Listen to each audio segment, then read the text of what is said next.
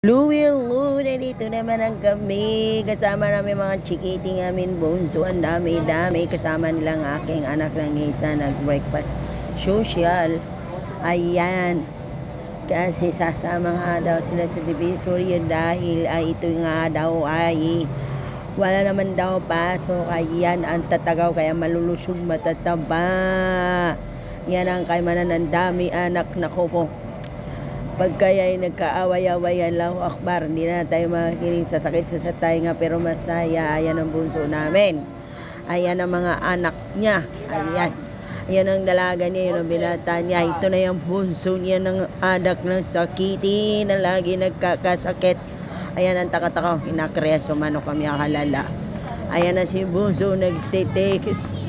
Kasi may pinapakita daw sa akin na bibili daw niya sa Lazada. Sabi ko mamaya na kain muna tayo. Dahil gutom na ako. Ayan, pakainin natin ang matakaw. Ayan, ano sila. Ito na tumabay. Ayan. Si Omar nakapila, pinakuha ako ng tubig. Hindi marunong. Sabi ko, tadyakan mo lang eh. Ayan na si mama do ang takaw. Inakre na niya kalalaman o kalawa akbar. Ayan. Ayan na si Puso sa cellphone. Nakasuya tato eh. Ayan. Kaya sabi ko, kain naman na tayo. Ayan yung anak na kasalamin. Kaya sabi ko sa kanya, kain mo na tayo. Ayan, nandito na Jollibee Pinaso. Ayan ang takatakaw. Kaya namin bayad tayo naman to 1,000 plus. Ubo sa 1,000 plus dito ni Bunso. Ayan.